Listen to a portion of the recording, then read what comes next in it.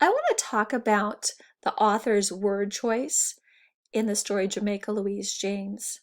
The author, Amy Hest, really makes some fabulous choices of words that give the story so much style. Now, it also has style because sometimes the words are actually included in the illustrations. So here we can see there's some underlining, there's some humongous writing in the word cool, and it gives that a lot of style. The first page, she introduces it nicely. The author lets you know who is telling the story. I was. So this story is told in the first person.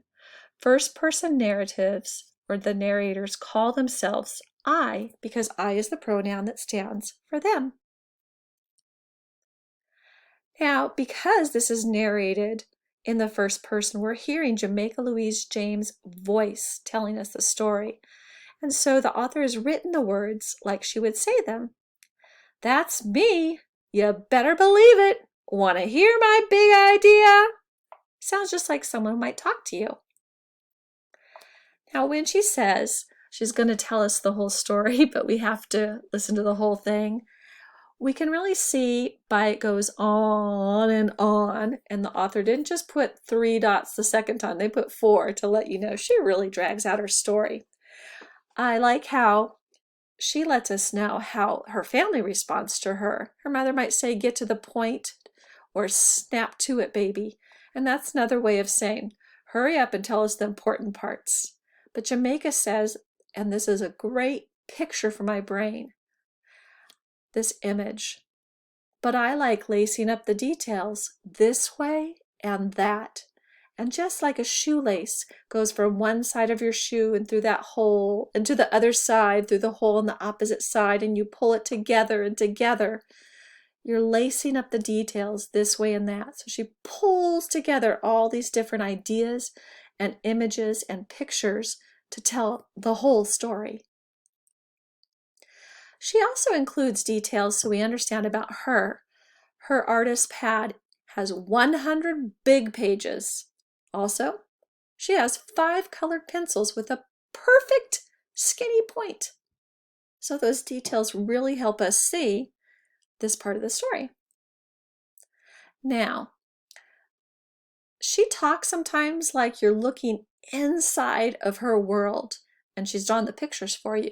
So she says, now look at me on birthday number 8. And she's telling you to look right in there at that picture. And there she is. And I like that she describes her excited Grammy and mother and says that they dance around my bed. Now, they could really be dancing, boop-a-doop-a-doop-a-doo, or they could just be moving really excited. And so she used the word dance to get that image in her head that they're just so excited. And they bought her this paint set. And Jamaica, you can see by her smile, she loves it. But then we get to infer something about Jamaica and her family, because Jamaica tells us in this story, paint sets cost a lot. I worry. What can you infer? You can infer that Jamaica's family doesn't have a lot of money to be spending on special things. But her Grammy and mother let her know, don't spend this birthday worrying when you can be doing something wonderful, such as painting the world. And we see here again the font size and the style. That's a text feature that helps make the story more interesting as we read it. The font size and style also is included sometimes when she uses the text in the picture. So that's when I get my big idea. Now she talks just like she would to a friend, and she tells you, now this part of the story tells about my Grammy. I like how she used the describing words slides out of bed. And then instead of saying she gets out of bed and she puts on her warm clothes, she says, the author uses the words, she slides out of bed. In winter, she gets all layered, starting with the long underwear layer. And it helps us picture what she's doing. And then, again, they're acting like you know who they are when they say they drink that strong black coffee. Like, there's this coffee and there's that coffee, and they drink that strong black coffee. So the word choice gives a lot of style. And Grammy scoops up her brown lunch bag. So she doesn't just take her lunch, she scoops up her lunch bag. Now, Grammy's not scared at night, but when she gets to 86th and Main, she goes down and down into the subway station. So these dots, the 3 dots, let us know that we need to stretch that out, and it helps us to know that there's a lot of steps moving down. And when she gets there, when she passes out those subway tokens, she slides it into their hand. She's always swooping and sliding and swooshing. And then the people rush off. Now, Jamaica says that she likes subway stations, or subways, because the seats are hot pink. But then she also says she doesn't like subway stations, especially this one, because the old tiled walls are without color. So she likes the hot pink, she doesn't like the without color. And the author here has your brain all warmed up for the big surprise.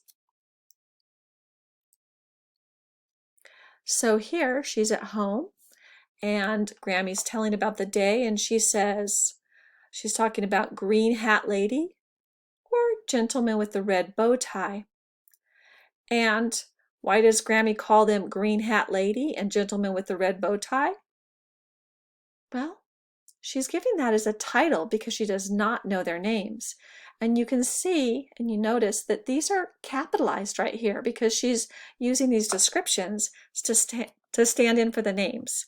But the descriptions are going to be important, and we even see a green hat being painted by Jamaica as she listens to the details that her grandma shares. So when it's Grammy's birthday, they're going to get all layered and sneak outside. We swoosh along. We can picture her boots swooshing and sliding through the snow. And then she makes each detail stand out by repeating the word in. We swoosh along in our boots, in the dark, in the snow. So each detail gets its own separate standout part. And they used the way they arranged the words, and of course the dots, to really again describe how far they go down. At 86 in Maine, we go down and down 56 steep steps. And here they tell us what they don't do twice and then what they do. So the author says, we don't buy a ticket at the token booth. We don't take a ride on the subway. What we do is hang a painting on the old tile wall.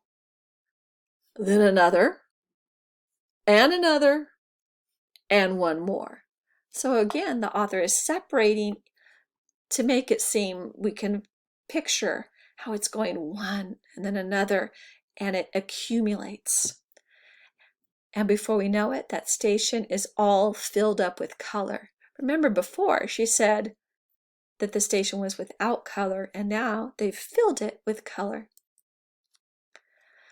And of course, the nice large surprise is a great text feature.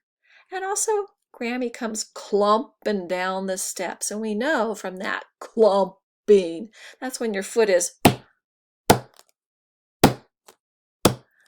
really falling heavy on the steps. And because it's a long way down, and she is a Grammy, so maybe she's a little bit tired. So she clumps down. Now here, Jamaica is in her subway station, and the lady with the green hat says, that looks like me, to the gentleman in the red bow tie. And you see they don't use capitals anymore because now we see the real people are talking. And Jamaica finishes off her story as she's the narrator by telling us, that's me, you better believe it. And you can see that's a lot like how a kid would really talk. So I really enjoyed the words from the author Amy Hest and the illustrations, which sometimes are the words, from the illustrator Sheila White Sampton. Here is a couple of ideas for questions for you to think of before you listen to the story again. When does Jamaica Louise James think of her big idea? How does Grammy feel about Jamaica Louise's big idea? And how do you know? Why do you think the grown-ups on the subway look mad? And your opinion, would you like to be friends with Jamaica Louise? Why or why not? You might also decide to write a story about people on the subway. Grammy tells Jamaica Louise about people at the subway station. Choose a person from the station, such as the green hat lady. Write a story about that person. Think up a name for your character and list words that describe him or her. And you might make a thinking map also about the people. So now I would like you to listen to the story again and think about all the incredibly awesome word choices that the authors used in the story of Jamaica Louise James.